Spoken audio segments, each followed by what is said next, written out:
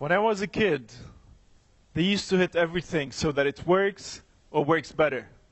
The TV, the radio, the flashlight, absolutely everything. While my dad believed I was one of these things. But you should know that I was a real troublemaker, and I gave them hard times. For instance, one day my mother went to my school to check on me as she happened to be in the neighborhood. She walked into the principal's office and said, "Good morning, I'm Fadi's mother, and I would like to ask you about him." The principal said, "Well, I was hoping I can ask you about Fadi. We haven't seen him for 2 weeks now." I think you get the picture from this story that I wasn't really an abused kid, but perhaps they were the abused parents. Old school parenting is generally inherited. And most people associate it with yelling, hitting, and terrorizing. I would like to share with you some of my observations on these aspects from my own childhood experience. To start with the hitting. When he wanted to hit me, my father used to call me to go to him. I never understood the logic of this. "Fadi, come here." Like, you want to hit me, you come here. Okay? But the good thing about it is, you see it coming, right? You see it coming. So you have time to stretch. "Fadi."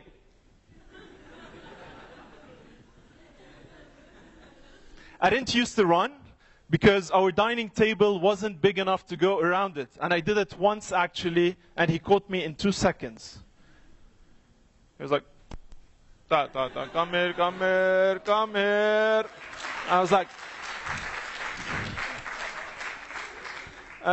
okay. And when the hitting starts, parents insist on talking at the same time, which really confused me a lot. "Didn't I tell you not to hit your sister?" Like, are you having a conversation with me or hitting me? Do I even have a say in that? And then I'll be sent to my room, where I sit on my bed and do absolutely nothing, still wondering what just happened. And who walks into my room 5 minutes later? Yes, my beautiful, loving mother. And she says, Go talk to your dad. Go say sorry. You are going to kill him? Like, really? Really? Yeah, it makes perfect sense. I'm in my room, he's watching TV. I went to him in the first place. And now I have to go back to him and say sorry. And the yelling. When your parents yelled at you, have you ever noticed their facial expression? By any chance? I'm sure it's there in the back of your head, and I will remind you of it. My mother used to always freeze her face at the end. "Don't hit your sister!"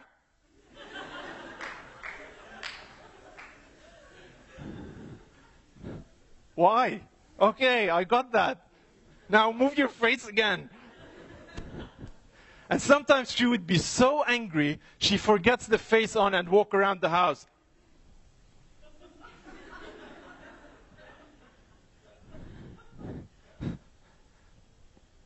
And then my favorite, the terrorizing.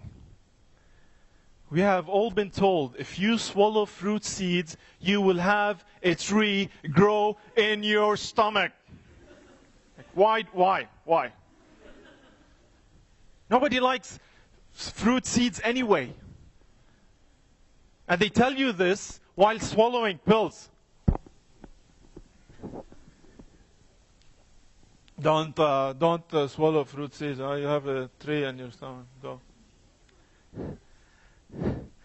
My friend Rana's parents told her, if you talk in the car, بنفس الدواليب. Flat tires. And they don't update this information for you. And you imagine Rana on a date in a car, This guy will be, I just met the perfect girl. That's it.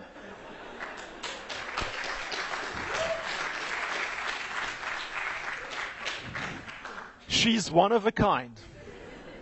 She doesn't talk, even when you talk to her. And all the other stories they tell kids about upsetting God, really? For me, I always thought, like, I just got here, and God's already upset with me. The only thing I was doing before here was I was being made by God. Oh my God. I was told if you don't finish your food on the table, you will have to, it will follow you to the sky, which is hell for me, because God's upset. You will have to finish it there. One day we were in the car with my parents having ice cream. I had some and then I threw it out of the window. My mother was shocked. In my head I was thinking, from what I understand, what they say about hell, it's going to be a lot of hot days. And you would want to have an ice cream, right? After finishing all your mluchi leftovers. I hate mluchi. Can you picture mluchi following you? Eat me, eat me. I don't want to eat you, just... You may believe things have changed. We all live in much more peaceful homes with touch TVs, no more hit TVs. And I would agree with you, we made great progress on that front. And some people made too much progress, actually. A friend of mine took her 4-month-old baby to have a baby massage. I had my first massage when I was last Wednesday. It was very awkward.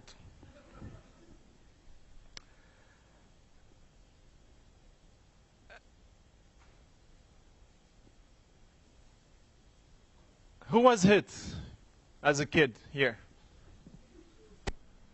Okay, let's increase this number. Who was slapped once as a kid? Once. Who has parents here? Actually, studies show that if you were hit as a kid, you're most likely to do the same with your own kids. As a matter of fact, a friend of mine, an AUB graduate, my age, once told me, I don't really mind one day hitting my kids.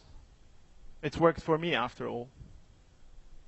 I didn't argue with him much. I didn't want him to hit me after all. But this is when it started, and it got me thinking. Have things really changed? And if so, to what extent? I'm not here to preach on parenting. After all, I'm a single man with no kids that I'm aware of.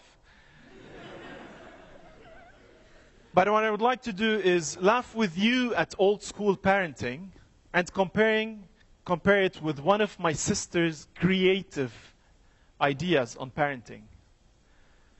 10 years ago, my sister Nasreen came up with the family book idea for her 3 adorable children. A blank book split into sections, 1 section for each family member. And she made it a habit to write on this book, in this book, about her mood and feelings, joyful time when they make her proud, and stressful times when they misbehave or do something wrong. And instead of hit, yell, or terrorize her kids, she would just write it in the book and place it in the living room drawer. Driven by curiosity, her kids started picking the book and reading what's in it. Eventually, they started to write their own feelings as well, all on that simple family book. Taking the time to absorb what was written in the book and knowing how their behavior affected their parents was enough for them to behave. And the fact that it was written in the family book made the big difference for them to change their behavior. Nasreen here questioned old school parenting she received. And moreover, she didn't settle for the typical alternative like give your kid timeouts if they misbehave or anything. She went further. She came up with a new way, with a creative way. The family book became a memoir, a record of their lives together. I can't but admire her for this.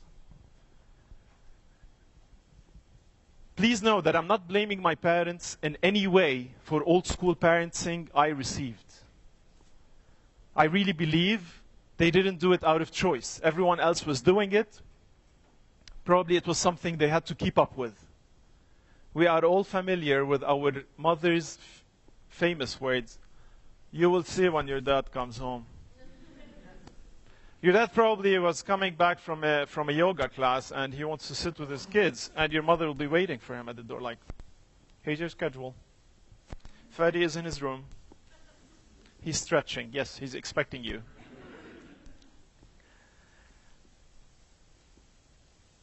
It actually all changed when my father had a heart condition more than 15 years ago. The doctor told him back then, stress and anger are really bad for his heart. And he listened carefully. It was like a wake-up call. He became very easygoing, never yelled again. I'm not sure if it was the medications he was taking, but it really, really, really worked. And his natural sense of humor was prevailing ever since. I still remember, imagine how funny he is from this story.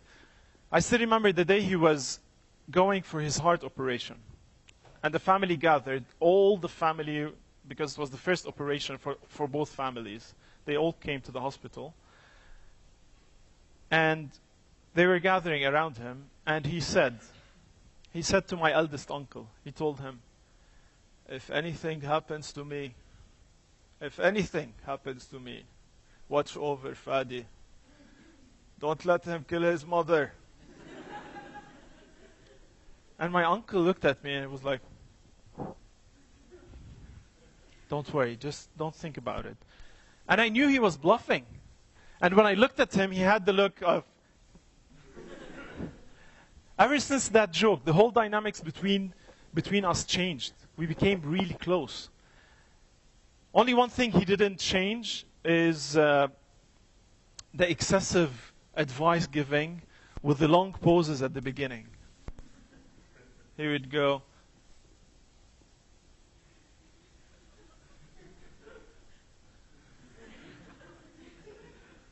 and I'm like, okay, so what are you saying? Oh, okay. Lake Baba, I can see you. اسمعني منيحة. Actually, if you come any closer, I will hear you from the inside. Parenting is not easy. It's a lifelong commitment. And it's not a job that you can easily quit. But at a time when you see people still adopting old school parenting blindly, while others stimulating their minds and coming up with new ways for their own children, you may be tempted to ask yourself, what will I give my own children? Shall I imitate or innovate? And if you ask me, I would certainly say, I will innovate, and it doesn't have to be after a stroke. Thank you very much.